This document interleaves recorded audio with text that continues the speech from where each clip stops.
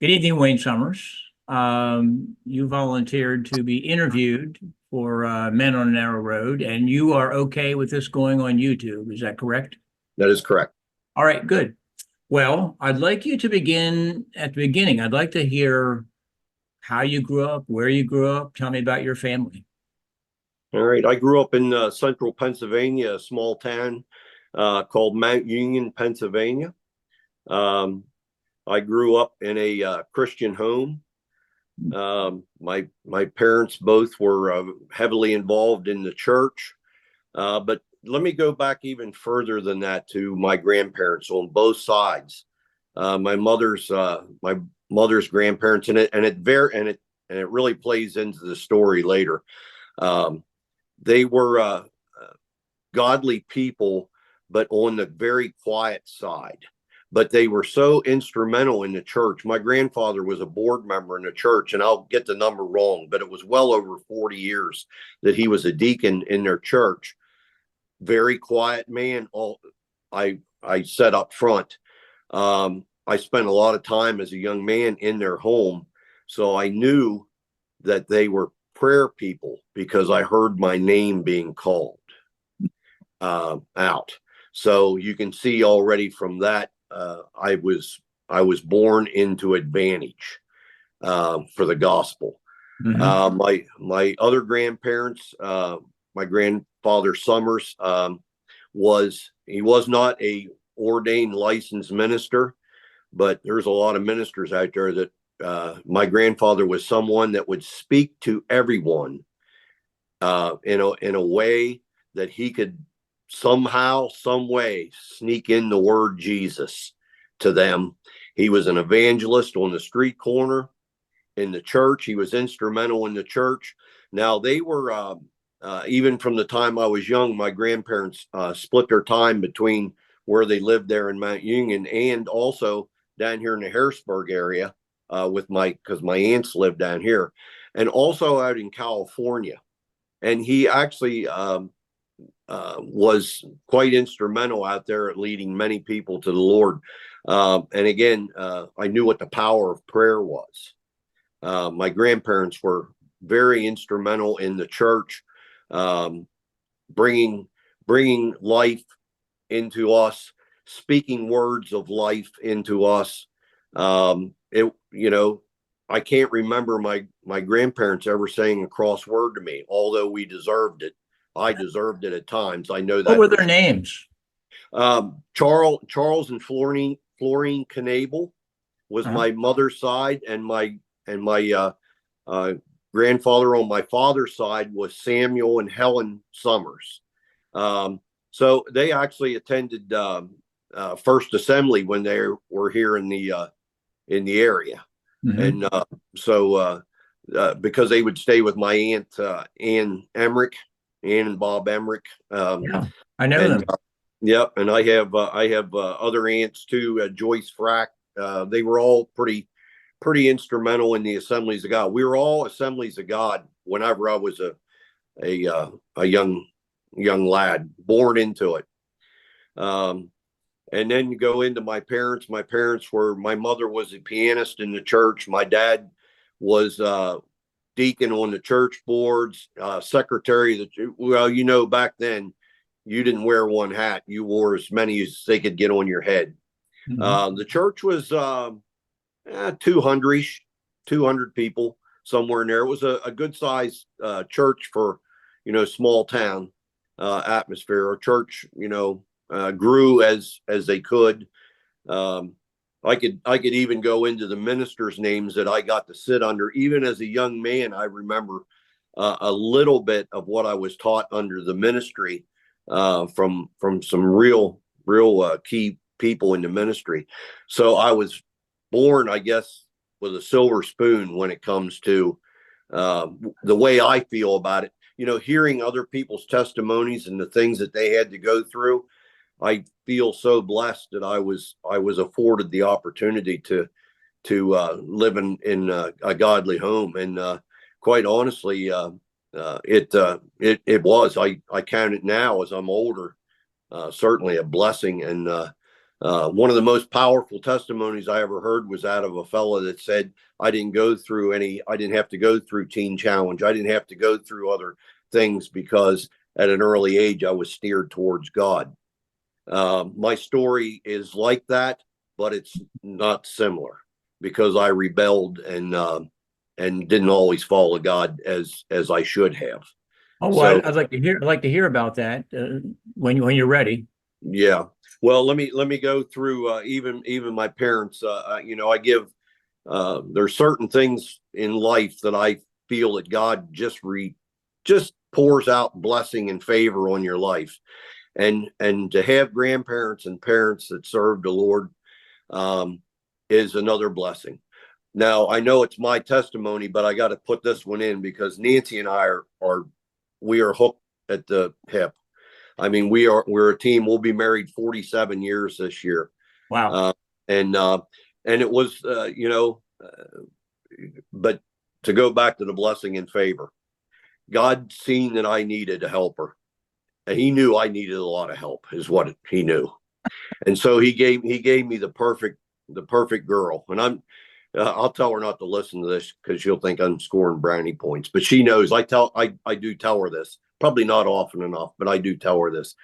The favor of God was on me so much that He gave me a wife that was also godly. Not that she's a saint or didn't fail or go through things herself, but God gave me someone exactly what I needed, and it was her. And so the testimony that I have through that is God has granted to me in my lifetime people that just kept surrounding me with His love and pulled me closer to Him, even when I was rebelling and having problems listening to the way I knew that I should go. So the favor of God was on me, even at that. Any brothers or sisters? I have one brother. He passed away when he was 51 years old. And I have two sisters, one in Cleveland, Tennessee, and one lives up in State College. My mother's still alive. My father passed away 7-8 years ago.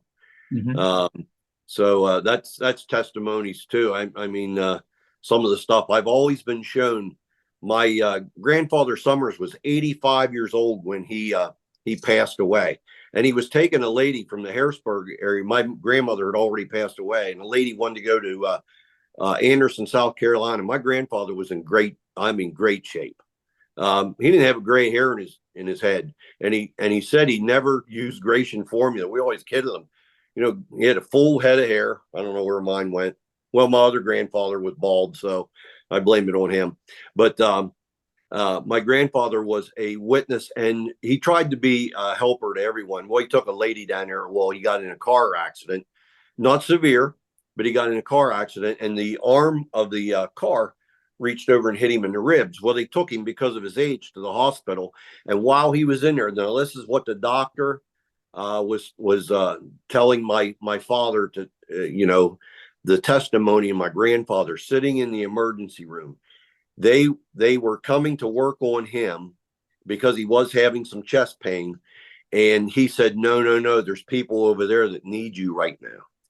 And he was witnessing. He wanted time to witness to a young lady that was helping him out, and in the meantime he slumped and he passed away.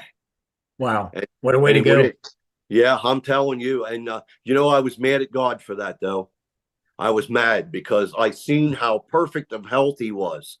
And for a short period of time, short period as in 3 or 4 weeks, I was very upset that God took my grandfather. And I was talking to one, Sam Mayeski was our pastor up here at Glad Tidings when this happened. And Sam came to me and he said, Wayne, you're struggling. I said, yep. And he said, let me tell you, he goes, would you rather your grandfather have passed away with cancer or any other thing? He goes, rather than the way he went. And that sort of snapped me out of it. Mm-hmm. And so that's a witness there that I got to breathe into my life. I got to see that witness. And also on my father had cancer in the early 50s, and he Actually, through the whole thing, John Hopkins, Hershey Med, and Geisinger, all three of them said, "You are too far gone. We cannot operate." All three of those hospitals said they couldn't do anything. Well, my dad said, "Well, I guess, if you can't do anything, you can't do anything." He didn't really worry about it. He was on the golf course up at in State College talking to a buddy of his, and he goes, "I got a buddy of mine's a surgeon over at Hershey Med, and in Hershey," and he goes, "Let me give him a call." One long story short, they operated. He had prostate cancer. He lived for another 24 years, but it Wow. came back, and he had severe bone cancer that was going up into his neck and in all through his spine and everything.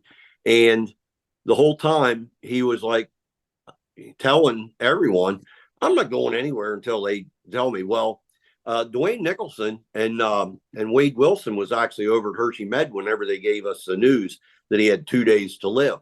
Well, my dad was sitting up. Matter of fact, he said, "Oh, I'm going home." He said, "Dismiss me, discharge me and let me go." And he goes, "And we'll see how long God got for me," because he just the whole, they come in with the whole team, and he just dismissed it. And the witness part of it was he lived for another 4.5 months after that. Wow. And they gave him 2 days. And Wow. so I got to see this firsthand, up front, and visual. So you can imagine the impact that has on my life, the positive aspect of living your life, that we're not guaranteed of tomorrow, but Yep. but we know who holds tomorrow. So yeah, I don't want to go on too much about that, but family setting wise, I was blessed so abundantly. It was unbelievable. And then to have a wife and that loved me and kept after me. Matter of fact, let me throw a story out there. And this is for, and I know it'll be on YouTube, for anyone that is either newly married or married in general. If you can do these things, I'll guarantee I have the surefire remedy of no divorce in a family. I'm telling you, it's a surefire way. And this is not easy for men, especially men. It's easier for women, I'm told. My wife, for years and years, even when I was, well, I'm getting way ahead of my story, but for years and years, I was asked by Nancy, "Will you pray with me? Will you pray with me?" And I always put her off some way, somehow. I mean, not that we didn't do it sometimes. We were always people that prayed at the table and, would pray over a need or whatever. But I was a worship leader, a deacon in the church. I had all these advantages that I knew about. And quite honestly, every time she asked me, I became ashamed. I left the pride of the enemy defeat my spirit and say, "You're supposed to be the head of the house.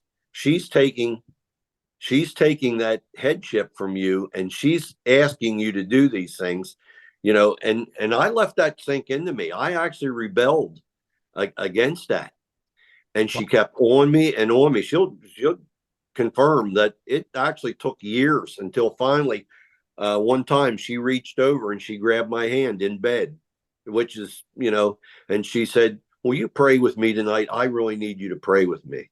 And for some reason, I started praying with her. We have never looked back.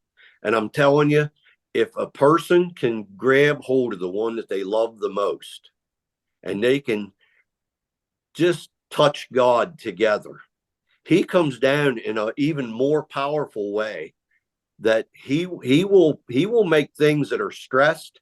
He'll take the strain off of them. He'll take the stress off of them. He'll take the pride out of life. And I said it was harder for a man, and I think it's because sometimes we feel like we should be the headship, and we're failing at it, and so the enemy comes in to play a part there. Shame on you, Wayne Summers. I'm telling you.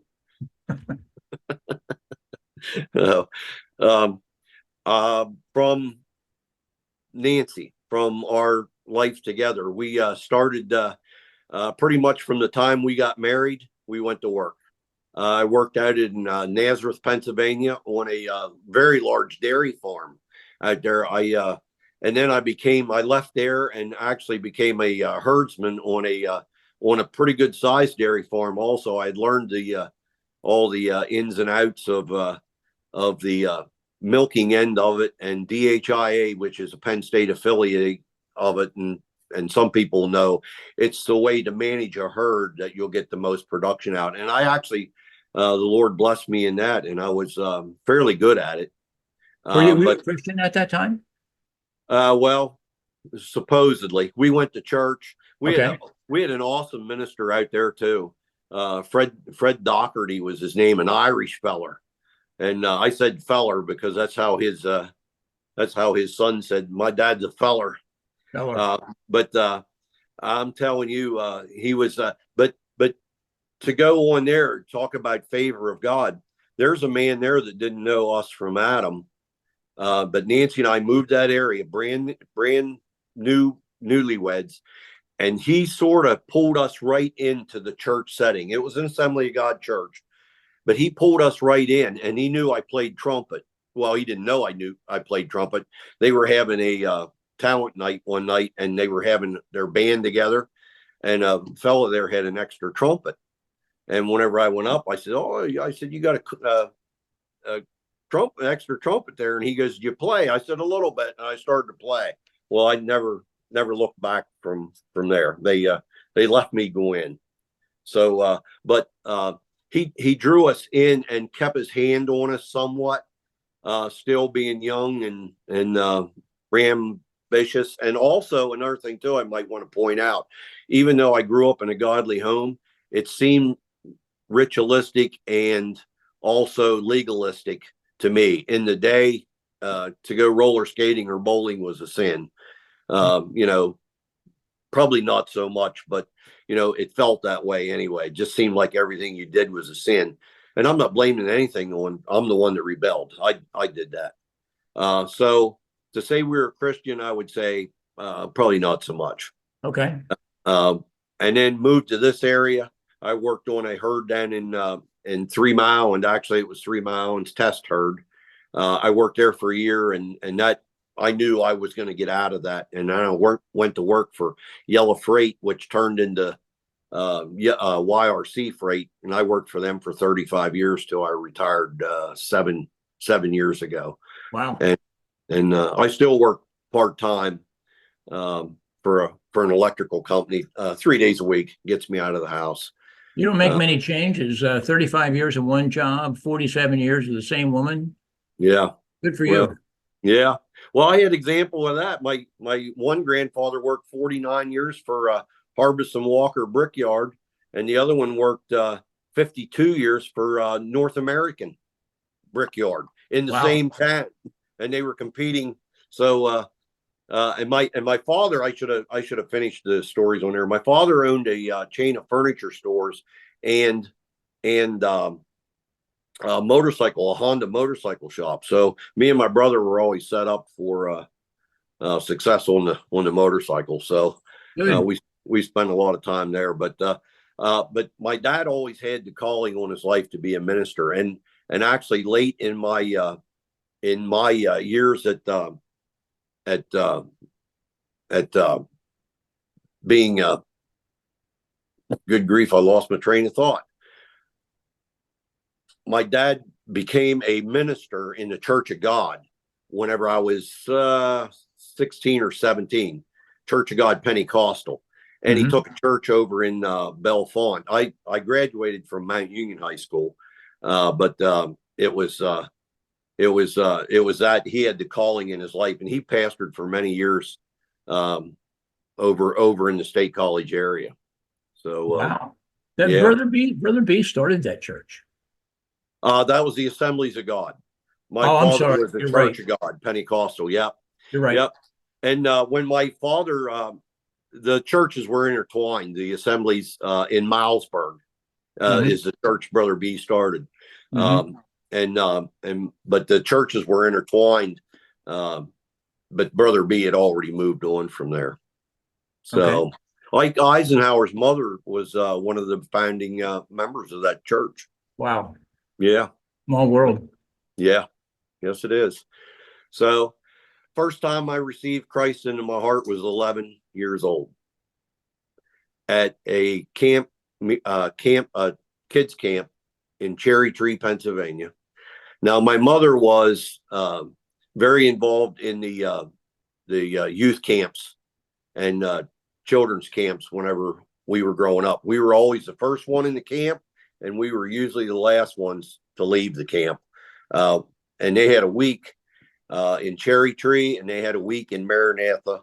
We also spent usually at least 1 week in Potomac, Maryland. No, Maryland was not in the Pendle district, but my father had really close friends that were ministers down in the Potomac district. And so we ended up down there for camp. Not only me and my brother going to youth camps, but also to my parents going to family camp. So that's what vacations consisted of for us, was going to camps. We had a blast. I mean, you know, they were fun. Good. We didn't miss anything there. So the first time I accepted Christ in my life was at Cherry Tree. And I remember, I don't know the date of it, but I remember the minister, and his name was Dave Colonin. Really? I'm telling you, he had the conviction going on, and it was real. It was real. I knew at that point that God had his hand on my life. I knew that. And there was no getting, even though I rebelled later in my life, I still knew that God was with me. Mm-hmm. And so we went from there, and coming back to this area here, where when I started working for Yellow Freight, we started to attend Glad Tidings in Middletown, where after a short time there, I began playing my trumpet almost immediately in their orchestra. And a short time after that, started leading worship. I really didn't care for being a deacon. I really didn't want to know the business of the church. Yeah. And some of it's really exuberant and really good, and some of it I just didn't like. And so I can't say that I didn't do everything to the best of my ability on that, but to say that I liked it, that was my calling to get into that was not for me. That wasn't it. I How prayed. old were you at the time? Oh, I would have been. I was probably 27, 28. Okay. Yeah. Early, but I knew a lot of the newer courses, and I was horrible at doing hymns. Matter of fact, I didn't like hymns, because when I grew up, that's all that was in the church. Mm-hmm. There was a few courses, but they were the chorus of the hymn that was written. And Okay. so I really didn't care for that. So whenever I got into it, Glad Tidings in Middletown was already doing some of the newer things, and I knew those, and I was able to take them into even some music that they weren't. And I did that for, I'm going to say 17 years, maybe. Wow. Yeah, Wow. it was quite a while. 35, 47, 17. We got a lot of longevity going here. Yeah, we maybe it wasn't quite 17. It was 15 to 17 years. Yeah. At that same time, Nancy and I, in between youth pastors, we also were leading the youth. We led the youth for probably a couple years. Powerful youth group. And it was powerful before we got it, and we think it was powerful after we left it. Good. A lot of full-time ministers. You didn't. That's great. You didn't tell us how you met Nancy. Well, that's a story left to her to tell. She didn't like me at all. Matter of fact, up where Nancy lived was the last house up on the mountain. It was awesome up there. The day me and my buddy drove up there, well, I didn't even know anything about it. I jumped in the truck, and my buddy says, "Hey," he says, "I heard there's a sled riding party up on the mountain." And he goes, "Do you want to go up?" I said, "Yeah, let's go up." You know, and we get up there, there's a bonfire and people, kids, you know, everywhere, and they had things going. They were having a blast, and I thought, oh, that's pretty good. Well, I we got to joining in, and I thought, me and my brainiac idea, I thought that I could make us go faster. So I was telling some of the people, Nancy's sister and Nancy and some of the other ones that are around, hey, if we did this, we'd do that. Well, Nancy said, she didn't say anything. She just walked away from me like, you're a jerk, and nobody invited you anyway. And so first impressions are really good. And so anyway, it was a pretty cold night, and we went in the house, and they were having hot cocoa and stuff in there in the house, and went in there, and I seen, hey, that's pretty nice looking little filly there. I better ease up on my and see how this is. Well, we met. Well, she didn't take too kindly of me trying to help out. And so she told me, she goes, you're a little pushy. And I said, I'm sorry. Well, I won her over. I don't care what she says. I won her over. Did you win her over or wear her down? Either way, I do tell her this. I do tell her this all the time. I married up, and she married way down. So it's her fault. But no, I got a gem. I got, like all of us should feel about our wives, for sure. Praise the Lord. Yep. Yep. I give him all the honor and the glory for that, because if it was on my own, I'd have certainly messed it up. So we went into the youth group. We did that ministry. We both taught Sunday school. Nancy taught third graders. They wanted her to teach. They wanted her to teach adult, and she said, I can win more lives teaching young children. Wow. And she told the pastor that, and he goes, you're in the second and third graders. He goes, that's where we're putting you. And yeah, so I thought that was because she told him, she goes, they have a lifetime to win souls. Mm-hmm. And so she was the WM's president for some years there. She went to the meeting. They wanted her. Nancy can make flower designs, like for on walls and baskets and stuff. Just a self-taught thing, and she made beautiful flowers in the church. She actually made flower arrangements for in the church and everything. And the women of the church wanted to know how to make them, and they invited her. I think it was a setup, but they invited her to that. Well, lo and behold, that was also the night they were voting on the president for the WMs. Nancy had never attended. Coincidence. Yeah. Coincidence. Her wheels were spinning in so many directions. She really, that was something she didn't attend. Well, she came home, she was the president, and I'm like, huh, yeah, pretty good move there, dear. But, yeah. But God's always had his hand on us, and we, I can't say that we were blessed and favored any more than I tell people that my demeanor in church is not the cup is half full. That cup is running over, because mm-hmm. that's what the word tells us, mm-hmm. that we are blessed beyond the curse. Yep. There's nothing that our God can't do. You're and right. we have to stand on that word. And call it out as, even if it isn't, call it out as it is. And I know that throws people for a loop, that, well, you're overzealous. I'm telling you, I don't know you can get overzealous about the things of the Lord. I think you can turn people off if you go bonkers. Mm-hmm. But as far as giving him honor and praise in a genuine fashion, I don't think God desires anything less. Yeah. I think he wants that. So we went from that. I was on the deacon board, like I said, for more years than I really wanted to be, leading worship.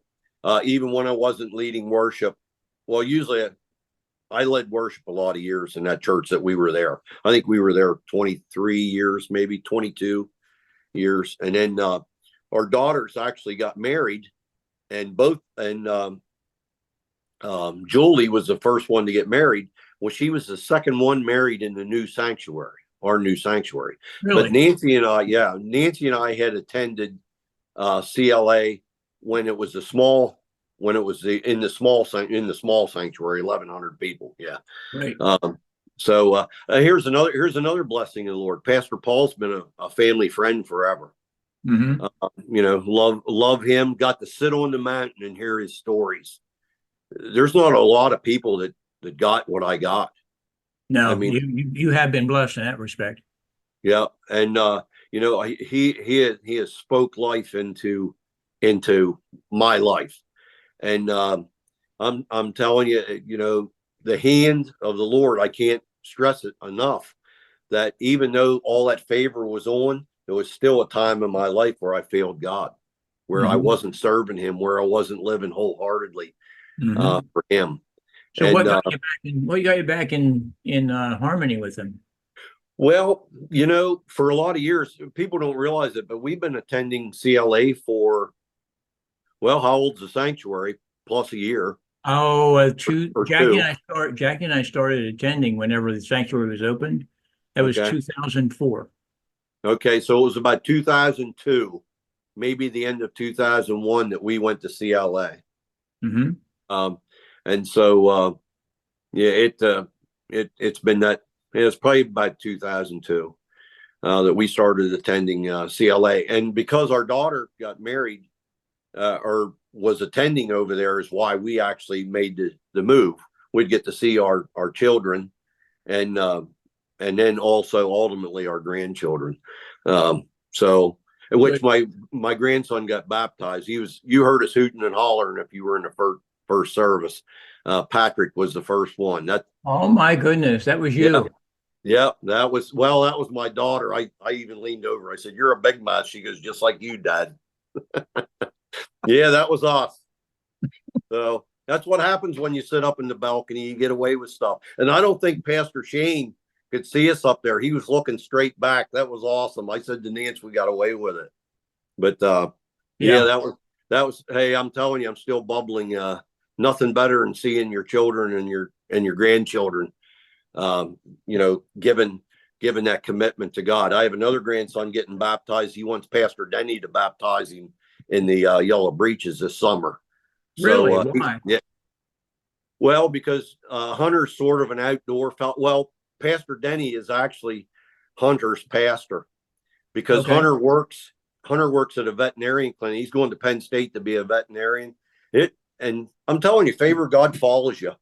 And Hunter was only in college for 6 weeks, 5 or 6 weeks, and a veterinarian clinic said, "You want to come be a veterinarian technician or Hmm. assistant?" And he got in way ahead. Now he took a lot of courses in high school that prepped him to be able to do those. So it wasn't, but actually he bypassed a lot of kids that were at Penn State studying the same thing. Good. And he's a veterinarian assistant on the Carlisle Pike. So Hmm. yeah, Yeah, I know so right where he works then. yeah, Oh, yeah, that's cool. yeah, So Pastor Denny's going to baptize Hunter. yeah. Well, Hunter goes to church on Wednesday nights. Okay. So Hunter says Pastor Denny's my pastor. So, well, if Pastor Shane gives Pastor Denny, and I'm sure he will, but Yeah, he he'll gives, let me. Sure. yeah, yeah, Sure. That's cool. well, When you have had quite the life, and the way you describe it as a life of favor, I think is spot on. The only thing I want to ask, I only have one more question, and that is the thing we didn't cinch up yet is you coming back to the Lord. How did that happen? well, for a lot of years, and this, like we've talked before, everyone has excuses. But when we came out of Glad Tidings, we practically did everything. I mean, whatever needed to be done, we did it. And that was Mhm. a church at the time of 350. Had an awesome minister. Howard Garman was, and he went to CLA until he passed away. But Howard Garman was senior pastor, and then Jim Grove came after him, if you know that name. I do know the name, yes.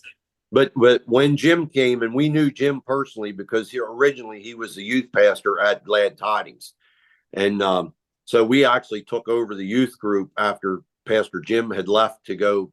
He was actually the senior pastor at Erie Assembly of God. And but anyway, Jim Grove came back to Glad Tidings, and we told Pastor Jim pretty much whenever he came, listen, we are going to be going. We already knew we were going to CLA. We weren't church shopping. We knew we were already in contact with Pastor Paul and said, we'd like to come over and you get the bear hug there. Oh yeah, yeah. So we were thrilled about that. But Pastor Jim asked us, he goes, Wayne, could you stay on the transition between Pastor Garman? He goes, I know you loved him and whatnot. Can you stay on? And I was on the board at the time.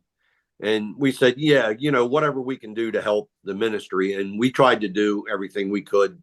And we stayed about a year and a half, I think, after Pastor Jim came to try to ease everything over. And the one thing that we probably didn't do right was we really didn't tell a lot of people we were leaving. And a lot of people were like, what's going on? We know you know something. And it's like, no, we can't give you a bad report because we don't have a bad report. Mm-hmm. We know that our children are over there and we long to be able to fellowship with them and our grandchildren. Yeah, perfect sense. And because we've seen church splits, and usually in a church split, somebody will feel so compelled that they feel like they got to drag other people with them. Mm-hmm. Well, this was no church split. This was Wayne and Nancy going to fellowship somewhere else. Right. And but because I'll be honest with you, we were tired. I mean, so whenever we got there, Pastor Paul had encouraged us, Wayne, get involved. He goes, soon, I want you teaching and whatnot. And so he had that stamp of encouragement on us also. And we just never we did have a small group, that ballooned out so bad that we actually had to stop because nobody would break off and go elsewhere. We averaged around 25 a week. Wow. Yeah. And it got big, and our house is medium size. I mean, it's not a large house, but we made it work. And we did that for several years. Really got some really close. Epi and Lisa Siegfried, very close friends came out of that. I was sure they were family when I first met. Everybody still thinks that. Okay. Yeah, everybody. There's a lot of people that says, "Hey, how's your brother?" Or some people say, "Hey, how's your sister?" It's like, yeah, they're doing good, But wow. Yeah. So so we had the small group, but quite honestly, we sit for quite a while, and really didn't get too involved in doing anything. I did ushering, did some things like that I just felt like, I can be here but not be noticed, and sort of hide ourselves, and we did. But it was the beginning of COVID that God actually started to say, "You've rested long enough." Now, okay. I've always been, and Nancy has too, we're not afraid to share the gospel anywhere at any time.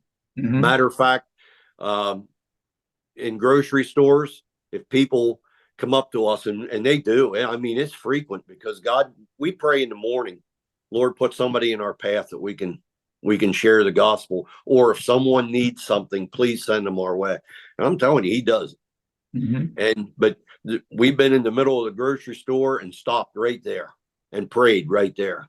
Usually you call here with a prayer request, or we see it online. You can rest assured, Nancy and I, we usually grab hold of a hand, and we'll make that prayer immediately. Mm-hmm. Because this was instilled in me also. A lot of people tell you they're praying for you, yeah, but they forget to do it. Or I'm not throwing stones. I'm just saying, if I tell you I need prayer and you pray for me right away, I know you prayed for me, Yep, you're you right. know?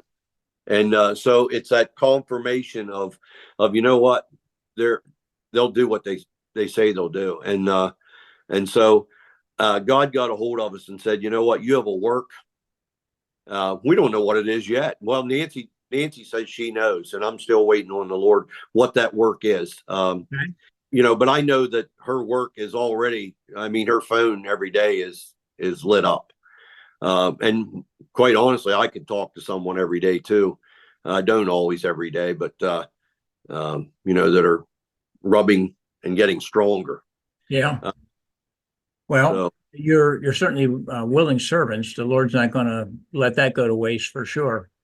no, Well, Wayne, anything else you want to say? I mean, YouTube lives forever. Well, yeah, that's a little exaggeration, yeah. but if the Lord tarries, you could have great grandchildren, great grandchildren. They could hear your testimony. So, anything else to say to them, maybe? Well, to my family, and they know this, but I will say it for even past my grandchildren. I didn't know what Pastor Shane was going to preach on Sunday morning, Hmm. and he ended his message on the bloodline of people that spoke into his life. Hmm. Well, I had already planned. I had my father's preaching Bible that I was giving to. I have Bibles from my grandparents and from my dad, and because of the blessing that the Bible talks about putting on your children and your grandchildren and their children, I felt when Patrick told us, and we never asked any of our grandkids to get baptized. We didn't nothing like that. But I just felt impressed earlier in the week. Nancy said, "What are you going to do for Patrick's baptism?" And I said, "I already know what I'm doing." I said, "I'm giving him one of Dad's Bibles." And I wasn't quite sure which one.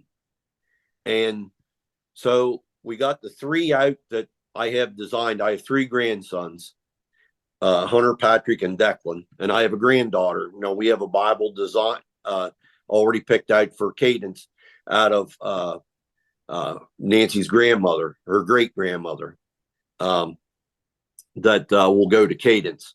But the three that I had from my father, we began to open them up, and I was looking at his notes and some of the stuff that was falling out and whatever. And here came the obituary of Patrick's great grandfather, who had passed away. He was a Army vet. He was 90. Well, I don't want to get it wrong. He was in his 90s, I Hmm. think late 90s. And I actually preached his funeral over at Indian Tan Gap, and Nice. it was powerful. But the PowerPoint on it was in there, and that came right out. And Nancy looked at me, and I said, "We already know which one's Patrick's." And so on Sunday morning after the service was over, we met upstairs on the landing, and I gave him a my dad's Bible, and I told him, I said, this Bible has blessed me. Well, it came from my grandparents, but it went from my grandparents to my father through me into you. The blessing of the Lord in every word. If you walk this out, Hmm. that He will be with you every step you take, and He'll be the light to your path. And so that testimony right there, to generation. Nancy and I have a habit of praying blessings over our family. Hmm. We make it a point. We make it a point to tell them that they're favored. We make it a point to tell them there's nothing they can do that will outrun God's love. If they come back to Him, that Hmm. they will find Him, and He will be there. So we make it a point to tell our family how to stay tight with God. So I don't know anymore. I've seen some of you guys' other testimonies, and you asked a question at the end, what would you want them to say about you? And Nancy listened to those testimonies with me. Well, I've preached 3 funerals so far. I'm not a minister, but I've preached 3 funerals. Good. And at the end of all 3 of those, I've asked the question, what will they say about you? What Wow. will they say about me? And so I would say for me that I was just a man that was highly favored, that finally heard the voice of the Lord say, serve all your days for me. And Wow. so walk that way. Well, Wayne, I think that's a perfect spot to let it. You got a powerful testimony. Um, I know the rest of the crew will be anxious to hear it, so I'll get it published tomorrow. And God bless you, brother. Thanks for your time. Oh, absolutely. No, thank you for what you do. I appreciate it very much. Well, yeah, you're more than welcome.